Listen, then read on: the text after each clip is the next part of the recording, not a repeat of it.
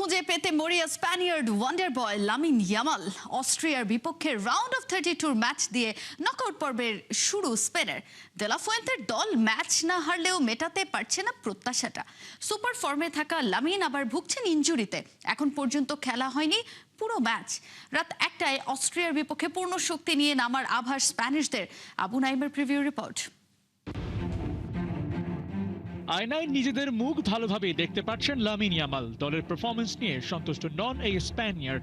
Austria ম্যাচে তাই আটঘাট বেঁধে নামছে দেলা ফুয়েন্তের দল। ফ্রান্স আর্জেন্টিনা নিয়ে যত বেশি কথা হয়, স্পেন নিয়ে হয় না তার অর্ধেকও। কারণ যে ধাঁচে খেলে বিশ্বকাপ প্রস্তুতি নিয়েছিল ওরা, সেই মানের খেলাটা হচ্ছে না, স্বীকার করছেন স্বয়ং লামিন ইয়ামাল। এটা সত্য যে সবাই আমাদের কাছ থেকে আরো ভালো ভালো খেলা আশা করছিল, কিন্তু আমরা ভিন্ন ঘরানার দলের মুখোমুখি হয়েছি, যাদের কেউই ইউরোপের দল নয়। ম্যাচগুলো বেশ কঠিন ছিল, বিশেষ করে তৃতীয় ম্যাচটি। গ্রুপ স্টেজে 3 ম্যাচে 2 জয় 1 ড্র, তাও আবার কেপ ভার্দের বিপক্ষে গোলশূন্য। অথচ বিশ্বকাপের আগে 30 অ্যাপিয়ারেন্সে কোনো হার দেখেনি স্পেন। এমন একটা দলের ফর্মের এই হাল, তার থেকেও বড় কথা কামব্যাকটা কিভাবে করতে চায় স্পেন। আমার মনে হয় না এখনো কোনো দুর্দান্ত ম্যাচ খেলেছি। একবার ছন্দ খুঁজে পেলে তাহলে আমাদের থামানো প্রায় অসম্ভব হয়ে পড়বে। ছন্দে ফেরা না ফেরার আলাপটা পরে, যেহেতু নকআউট ম্যাচ স্পেনকে জিততেই হবে। আর সেখানে দলের সবচেয়ে বড় তারকা লামিন খেলতে পারছেন না পুরো ম্যাচ। প্রেস কনফারেন্সে নিজের কামব্যাকের প্রসঙ্গ তুলে বলেন, চোট থেকে ফিরে কিভাবে সামলাতে হয় সেটা নিয়ে কাজ করছে। আগের চেয়ে ভালো অনুভব করছেন লামিন, মুখিয়ে আছেন অস্ট্রিয়া ম্যাচ খেলতে। অস্ট্রিয়ার বিপক্ষে স্পেনের গ্রাফটা বেশ উঁচু। 16 ম্যাচে স্পেনের জয় 9টি আর হেরেছে 4টিতে। নকআউটে কাগজে কলমে এগিয়ে থাকলেই হবে না, জয়টাও নিশ্চিত করতে হবে। অন্যদিকে 2 ম্যাচে 6 গোল করা অস্ট্রিয়াও ছুটছে দুর্বার গতিতে। আর্জেন্টিনাকে ফেস করে আসা দলটির প্রস্তুতিটা দারুণ হয়েছে।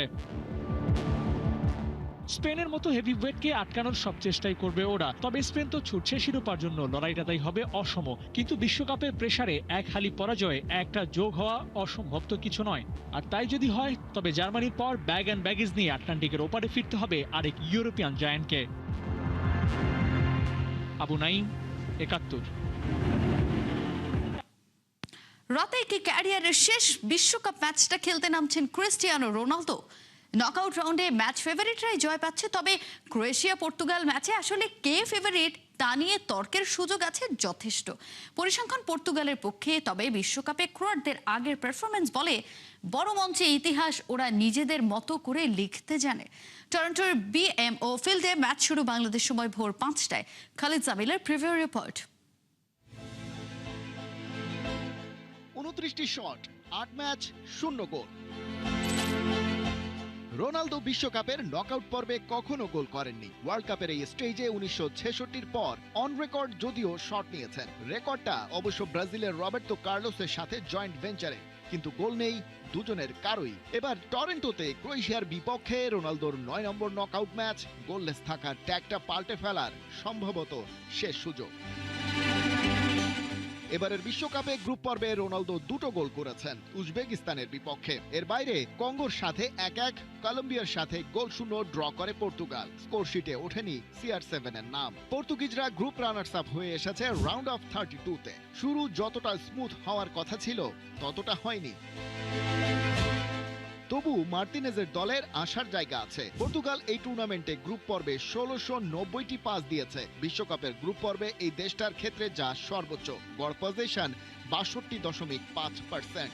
ভিতিনিয়া একাই 270টি পাস দিয়েছেন। গ্রুপ পর্বে কোনো পর্তুগিজ খেলোয়াড়ের ক্ষেত্রেও যেটা সর্বোচ্চ রেকর্ড। কলম্বিয়ার বিপক্ষে তার পাস ছিল 54টা উইথ 100% অ্যাকিউরেসি। মিডফিল্ডারের ক্ষেত্রে যেটা বিশ্বকাপেরই সর্বোচ্চ রেকর্ড। কিন্তু একটা সমস্যা স্পষ্ট, এত পজিশন, এত পাস, তবু পর্তুগালের শট মাত্র 37টা, অন টার্গেট 12টা। এর চেয়ে কম ছিল শুধু 2018-তেই। মানে পর্তুগাল বলের দখল রাখছে ঠিকই, কিন্তু জায়গা মতো সেটা চালান করতে পারছে না। প্রতিপক্ষের ডি বক্সে যেন এক গ্যালাক্সি সমান শূন্যতা। ওদিকে ক্রোয়েশিয়ার শুরুটা ভালো ছিল না। ইংল্যান্ডের কাছে 4-2 গোলে হার, কিন্তু পানামাকে 1-0 গোলে হারিয়ে আর ঘানার বিপক্ষে 2-1 জয় নিয়ে কোয়ালিফাই করেছে। The ultimate playmaker Luka Modric এই ম্যাচে নামলে সেটা হবে তার 23 নম্বর world cup appearance. Paolo Maldini আর ম্যানুয়েল নয়েরের সমান, তাদের সাথে যৌথভাবে আছেন 5 নম্বরে। সামনে আছেন 29 ম্যাচ খেলা লিওনেল মেসি, রোনালদো আর ম্যাথিউসের 25টি করে, আর ক্লোজার 24। কিন্তু পর্তুগালের বিপক্ষে ক্রোয়েশিয়ার হেড টু হেড রেকর্ডটা কমফোর্টিং নয়। দুই দলের 10 বারের দেখায় পর্তুগাল জিতেছে 7টিতেই, ড্র হয়েছে 2টি, আর ক্রোয়েশিয়ার জয় 10 ম্যাচে মাত্র 1টি। তবে প্রীতি ম্যাচের বাইরে অফিসিয়াল কম্পিটিটিভ ম্যাচে পর্তুগাল আজ পর্যন্ত ক্রোয়েশিয়ার কাছে হারেনি। 6টি কম্পিটিটিভ ম্যাচে 5 জয় পর্তুগিজদের, বাকি 1 ম্যাচ ড্র।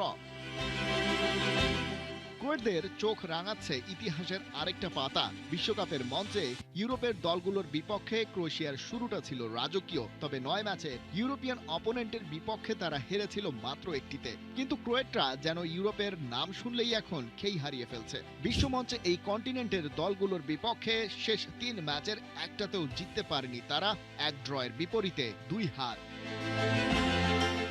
অপটার 25,000 সিমুলেশনে পর্তুগালের জেতার চান্স 54.5%, ক্রোয়েশিয়ার 20.4, ড্রয়ের সম্ভাবনা 25.1%, মানে এক্সট্রা টাইম বা পেনাল্টি দরজাও খোলা। রোনালদোর শেষ বিশ্বকাপ নকআউটে গোল না পাওয়ার সেই ক্ষতটা এবার সারবে কি? 41 বছর বয়সে টরেন্টোতে প্রশ্নের উত্তর খুঁজবেন CR7 নিজেই। খালিদ জামিল, একাত্তর। এক তান্ত্রিকের ভবিষ্যৎবাণীতে এবার ভয় জেঁকে বসেছে আর্জেন্টিনা শিবিরে। ঘানার ওঝার হার হিম করা ডার্ক প্রেডিকশনের কেপভার্দের মতো জায়ান্ট কিলারদের বিপক্ষে এ যেন এক ডু অর ডাই অগ্নি পরীক্ষা। সেই মিশন উতরাতে কি পরিকল্পনার ছক করছেন মাস্টারমাইন্ড লিওনেল স্কালোনি? রক্ষণে রক সলিড রোমেরোর প্রত্যাবর্তন আর মেদিনার সম্ভাব্য এন্ট্রি যেমন স্বস্তি দিচ্ছে, তেমনি আক্রমণ ভাগে লাউতারো নাকি হুলিয়ান, তা নিয়ে স্কালোনির মধুর এক সমস্যা। ওঝার প্রেডিকশন উড়িয়ে আলবি সেলেস্তেরা মায়ামিতে নীল সাদা ঝড় তুলতে পারবে তো? বিস্তারিত রিপোর্টে থাকছে। গা ছমছম, কি হয়, কখনো মজা, কখনো বা ভয়। ঠাকুমার ঝুলির থিম সং এর এই লাইনটা নিশ্চয়ই আপনাকে নস্টালজিক করছে। ফিরে যাচ্ছেন ঠিক সেই ছোট্টবেলার রোববারের সকালে, টেলিভিশনের রিমোট হাতে স্ক্রিনের দিকে ভয়ার্ত চোখে তাকিয়ে ক্লাইম্যাক্সের অপেক্ষায় আপনি। হুট করে কি ভয়ঙ্কর সিনারিও, মুহূর্তেই আবার হাসির রোল। এবার সেই সময় থেকে ফিরে এসে চোখ রাখুন আর্জেন্টিনা দলটার দিকে। ওদের দশাটা এখন ঠিক একই রকম। এক তান্ত্রিকের ভবিষ্যৎবাণীতেই মাথা নষ্ট আলবি সেলেস্তেদের, একেবারে যেন গা ছমছম কি হয় অবস্থাটাই ওদের। ঘানার সেই কুখ্যাত ওঝার ভবিষ্যৎবাণী নিশ্চয়ই ভুলে যাননি আলবি সেলেস্তে সমর্থকরা। আর্জেন্টিনা মায়ামির মাঠে খাবে এমন এক হাড় হিম করা প্রেডিকশন বাতাসে ভাসছে, আর তার উপর সামনে দাঁড়িয়ে কেপভার্দে, যারা এই মুহূর্তে রূপ নিয়েছে এক জায়ান্ট কিলারে। বিশ্বমঞ্চে শেষ 32-এর লড়াই আর্জেন্টিনার জন্য মোটেও কোনো কেকওয়াক নয়, বরং এ যেন এক অগ্নি পরীক্ষা। কথায় বলে ন্যাড়া বেল তলায় কবার যায়। গ্রুপ পর্বের ভুল ত্রুটি শুধরে এবার মাঠে নামার পালা তাদের। মায়ামির হার্ড রক স্টেডিয়ামে শনিবার রাত 4টায় লিওনেল মেসির দলের জন্য অপেক্ষা করছে এক ডু অর ডাই মিশন। জিতলেই শেষ 16 টিকিট, হারলেই টুর্নামেন্ট থেকে সোজা এক্সিট। তবে চিন্তার মেঘের মাঝে আর্জেন্টিনার জন্য সুখবর, চোট কাটিয়ে অনুশীলনে ফিরছেন rock solid defender Cristian Romero. অস্ট্রিয়ার বিপক্ষে চোট পেয়ে জর্ডান ম্যাচে দর্শক আসরে থাকা রোমেরো সবুজ সংকেত পেলে বেঞ্চে ফিরতে হতে পারে অভিজ্ঞ ওতামেন্দিকে। লেফট ব্যাকেও আসতে পারে বড় টুইস্ট। ফর্মহীন তাগলিয়াফিকোর জায়গায় ফ্লাইং ফর্মে থাকা ফাকুন্দো মেদিনাকে ট্রাম্প কার্ড হিসেবে ব্যবহার করতে পারেন স্কালোনি। মধ্যমাঠ নিয়ে অবশ্য স্কালোনির কোনো হেডেক নেই। ডিপল, ম্যাকঅ্যালিস্টার, এনজো ও আলমাদার মিডফিল্ড ইঞ্জিন একাদশে নিশ্চিত। কিন্তু আসল ধোঁয়াশা আক্রমণ ভাগে মেসির পাশে কে? কারেন্ট ফর্মে এগিয়ে থাকা লাউতারো মার্টিনেজ নাকি ম্যাচের মোড় ঘুরিয়ে দেওয়ার এক্স ফ্যাক্টর হুলিয়ান আলভারেজ? স্কালোনির এই মধুর সমস্যা যেন সাপও মরে লাঠিও না ভাঙে মার্কা একাদশ সাজানোর চ্যালেঞ্জ।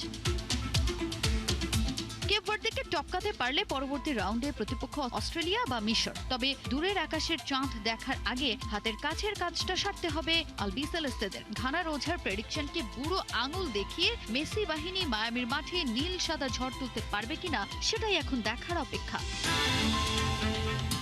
তাজিন খন্দকার, ৭১।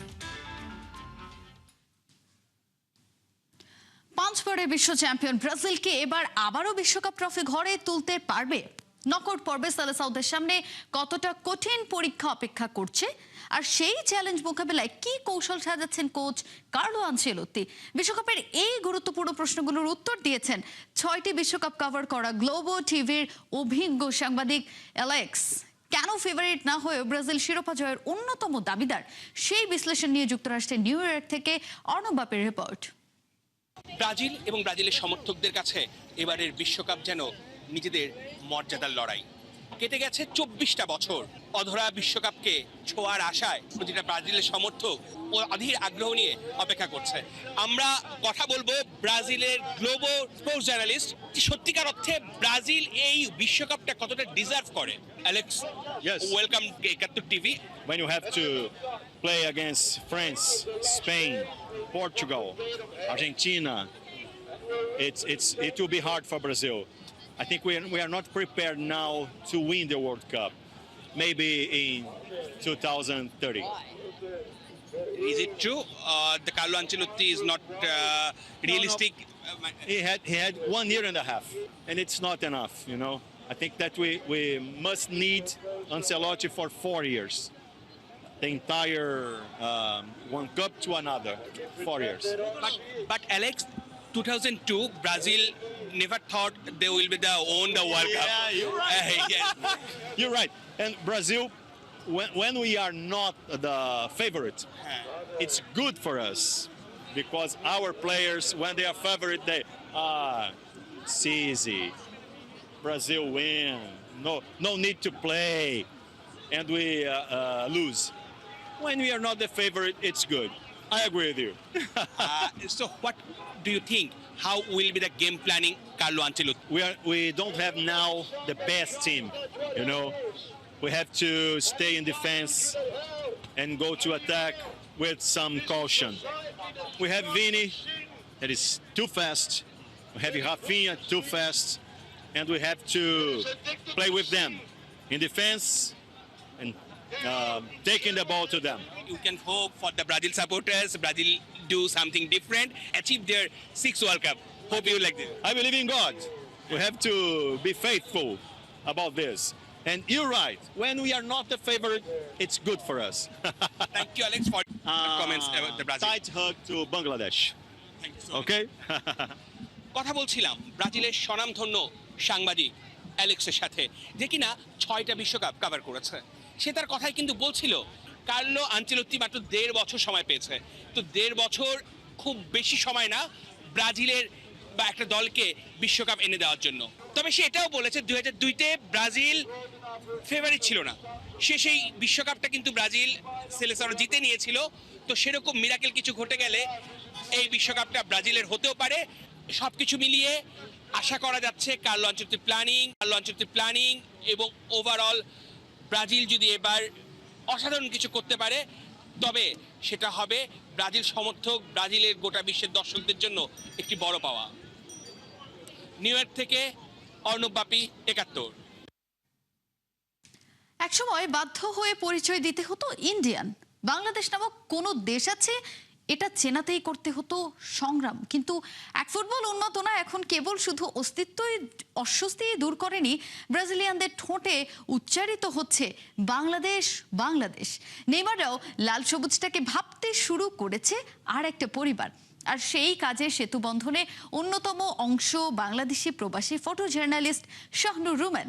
কিভাবে দুই দেশের দূরত্ব কমলো নিমিষে, সেই গল্পই সাও পাওলো থেকে শুনেছেন হাসান সজীব।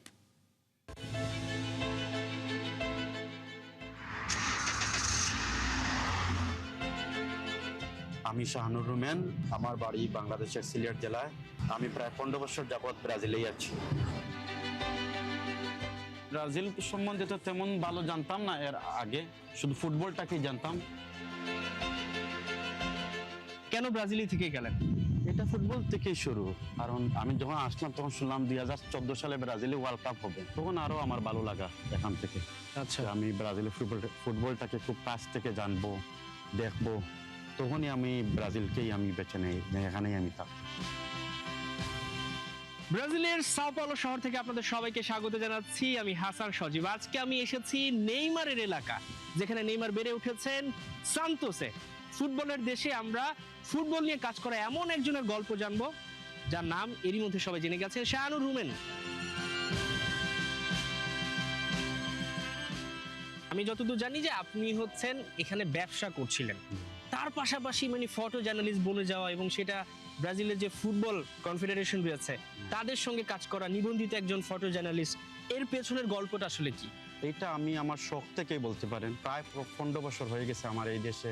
আমি ভাবলাম যেহেতু এই দেশের ভাষাটাও আমি মোটামুটি জানি, এই দেশে আমি শুরু করলাম ফটো জার্নালিস্টের উপরে লেখাপড়া। এখান থেকে আমার এই দেশেরই একটা ইউনিভার্সিটিতে আমি লেখাপড়া করি। তারপর থেকে আমার এই শুরু। উদ্দেশ্যটা শুধু শখই না, তার পাশাপাশি আমাদের দেশ প্রায় 16,000 কিলোমিটার দূরে। তখন এই এত দূর থেকে এত মিলিয়ন মিলিয়ন মানুষ, বাংলাদেশের মানুষ ব্রাজিলের ফুটবলটাকে এত ভালোবাসে, এই খবরটা এখানে আমাদের ব্রাজিলে অনেকেই জানে না। ওনাদেরকে আমাদের বাংলাদেশ বলতে গেলে, পরিচয়টা দিতে গেলে আমাদেরকে প্রথমে ইন্ডিয়ান এই পরিচয়টা দিতে হয়। আমরা মানে এটা সবচেয়ে বেশি গায়ে লাগার বিষয়। এটা আমার গায়ে লাগে এখানে। তখন থেকেই আমার মাথায় আসে, যেহেতু আমি ব্রাজিলের ফুটবলটাকে খুব কাছ থেকে দেখতেছি, আমি এই সুযোগটা নেই। কখনো জানতাম না যে আমি কখনো সিবিএফে নিবন্ধিত এখন ফটো সাংবাদিক হব, আমি ফুটবলটাকে খুব কাছ থেকে দেখতে পারবো, এটা কখন আমি জানতাম না। এখন যখন আমি কোথাও যাই, ফুটবলের কাছে যাই, তখন আমি বলতে পারি যে বাংলাদেশের মানুষের ফুটবল প্রেম, বাংলাদেশের মানুষের আবেগ, বাংলাদেশের মানুষ কিভাবে ব্রাজিলের ফুটবলটাকে ভালোবাসে, যার এই উদাহরণটা আপনারা, প্রমাণটা এইবারের বিশ্বকাপে আপনারা দেখেছেন। অনেকে এই দেশের মিডিয়াগুলা বাংলাদেশকে নিয়ে, বাংলাদেশ বলে অনেক কিছু ওনারা বলতেছে। অনেক জার্নালিস্টের সাথে আমার দেখা হয় যারা এখানে প্রফেশনালি কাজ করে, তখনই ওদের সাথে আমার বাংলাদেশকে নিয়ে আমি কথা বলি, বাংলাদেশের ফুটবল প্রেম নিয়ে কথা বলি। ওনারা এটা যখন শুনে, এটা তখন আশ্চর্য হয় যে বাংলাদেশ নামে একটা দেশ আছে এত দূরে, যারা এখানে বসেও আমাদেরকে ভালোবাসে। নেইমারকে জার্সিটা দেয়, দিয়ে বলি এটা বাংলাদেশে। আপনি কি জানেন বাংলাদেশে আপনার জন্য কোটি কোটি ফুটবল প্রেমী, যারা আপনার জন্য, আপনার খেলা দেখার জন্য রাতে ঘুমায় না, ইনজুরিতে থাকেন, বাংলাদেশের কোটি কোটি ভক্ত আপনার জন্য দোয়া করে। হয়তো কখনো এইরকম সুযোগ আসলে এখানে ফুটবল ফেডারেশনের কাউকে বাংলাদেশে নিয়ে যাওয়া সম্ভব।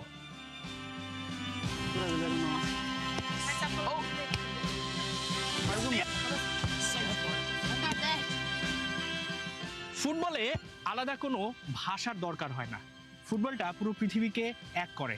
যেমন বাংলাদেশ এবং ব্রাজিলের মাঝখানে দূরত্ব প্রায় 16,000 কিলোমিটার, কিন্তু এই সেলেসাওদের প্রতি ভালোবাসার কারণে দুই দেশের দূরত্ব গিয়েছে।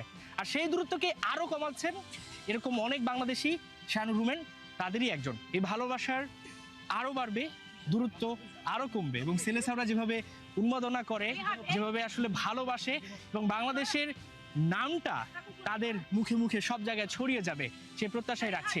হাসান সজীব, 71, সাও পাওলো, ব্রাজিল।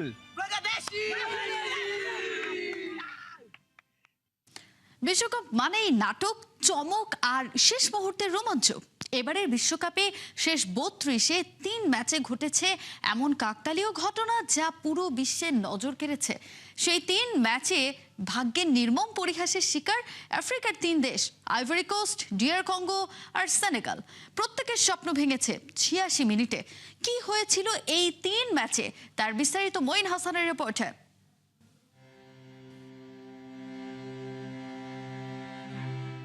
86 মিনিট, সে কি ভয়ানক এক সময়। মনে করলেই বুক কেঁপে ওঠে, চোখের কোণে জল জমে, স্মৃতি গিজগিজ করে মাথার ভেতর। মুহূর্তের জন্য এমন স্মৃতি মনে করতে চাইবে না আফ্রিকার 3 দেশ। এই 86 মিনিটের আধার কালো স্মৃতি। কিন্তু কি ঘটেছে এই 86 মিনিটে? কেনই বা এত ভয়? আফ্রিকার দেশগুলোর একের পর এক চমক। টিভি পর্দায় বা স্টেডিয়ামে বসে দলগুলোর খেলা উপভোগ করছেন আর আনন্দ পাচ্ছেন না এমন দর্শক খুঁজে পাওয়া যাবে না। আইভরি কোস্ট, ডিআর কঙ্গো বা সেনেগাল, প্রতিটি দলই দারুণ ফুটবল উপহার দিয়েছে। তবুও কোথায় যেন ছিল বিষাদের সুর। 3 দলের বিদায়ে ছিল অদ্ভুত এক মিল। এখন পর্যন্ত রাউন্ড অফ 32 থেকে 9 আফ্রিকান দেশের 4টি বিদায় নিয়েছে। সাউথ আফ্রিকার বিদায়টা আগেই হয়ে গেছে, আর বাকি 3 দলের বিদায়ে আছে আরো বেশি কষ্ট আর হতাশা। জেনে অবাক হবেন, ম্যাচের কোনো না কোনো সময়ে এগিয়ে ছিল তারা, তবে কোথায় গিয়ে খেই হারিয়ে ফেলল। ম্যাচের একেবারে শেষ মুহূর্ত, আরো নির্দিষ্ট করে বললে 86তম মিনিট। নরওয়ের কাছে 2-1 গোলে হেরে গেছে আইভরি কোস্ট। ইংল্যান্ডের কাছে 2-1 ব্যবধানে হারে ডিআর কঙ্গো। আর বেলজিয়ামের সাথে 3-2 গোলের হতাশায় বিশ্বকাপ শেষ করে সেনেগাল। 3টি ম্যাচেই হেরে যাওয়া দলগুলো 86 মিনিটে গোল হজম করে। আইভরি কোস্ট নরওয়ে ম্যাচের শুরুতে এগিয়ে ছিল আর্লিং হালান্ডের দল। পরে আফ্রিকার দেশটি 1-1 সমতায় ফিরলেও 86 মিনিটে গিয়ে সেই হালান্ডের গোল। এরপর আর ম্যাচে ফেরা হয়নি, অথচ শুরু থেকেই ম্যাচটিতে দারুণ ফুটবল খেলে আইভরি কোস্ট, যা সবাইকে মুগ্ধ করে। ইংল্যান্ড আর ডিআর কঙ্গো ম্যাচও অবিশ্বাস্যভাবে শেষ হয়। মাত্র 7 মিনিটের গোলেই এগিয়ে ছিল ডিআর কঙ্গো। হাফ টাইমের পরে হ্যারি কেইনের গোলে সমতায়, আর ঠিক 86তম মিনিটে গিয়ে কেইনের আরও এক গোল। আর কি সম্ভব হয় ম্যাচে ফেরা? দুর্দান্ত ডিফেন্ড করে গোলকিপারের দারুণ সব সেভের পর পরাজয়ের গ্লানিতে শেষ হয় ডিআর কঙ্গোর বিশ্বকাপ যাত্রা। শেষ 32-এর সবচেয়ে বড় নাটকীয়তা বোধহয় তার পরের ম্যাচে বেলজিয়ামের বিপক্ষে লড়ে সেনেগাল। এখানেও আফ্রিকার দেশটির সাথে একই পরিণতি, তবে এই ম্যাচের নানামুখী মোড়ে দর্শকদের চোখ ছানা বড়া হয়ে যায়। 85 মিনিট পর্যন্ত 2-0 গোলে এগিয়ে ছিল সাদিও মানের দল। এরপর আসে সেই ভয়ঙ্কর 86তম মিনিট। রোমেলো লুকাকুর গোলে ডেডলক ভাঙে বেলজিয়াম। তবুও তো এগিয়ে ছিল সেনেগাল, কিন্তু 89 মিনিটে বেলজিয়ামের আরো এক গোল। সমতায় 90 মিনিট শেষ হওয়ার পর খেলা গড়ায় এক্সট্রা টাইমে। অতিরিক্ত সময়ও যখন শেষ হওয়ার পথে, তখনই পেনাল্টি পায় বেলজিয়াম। পুরো বিশ্ব দেখল 3-2 গোলের ব্যবধানে সেনেগালের এক স্বপ্নভঙ্গের রাত। 86তম মিনিট, এটা হয়তো শুধুই একটা সাধারণ সংখ্যা, কিন্তু আইভরি কোস্ট, ডিআর কঙ্গো আর সেনেগালের জন্য এই 86 সংখ্যাটা হয়ে থাকবে ভাঙা স্বপ্নের প্রতীক। এটাই বিশ্বকাপ, যেখানে 1 মিনিটেই নায়ক হয় কেউ, আবার 1 মিনিটেই ভেঙে যায় কোটি মানুষের আশা। মঈন হাসান, ৭১। এই ছিল এখনকার খেলা যুগে। সরাসরি সংবাদ আর অনুষ্ঠান দেখতে চোখ রাখুন ৭১-এর ফেসবুক পেজ এবং সাবস্ক্রাইব করুন ৭১-এর ইউটিউব চ্যানেল। থাকুন ৭১-এর সাথে।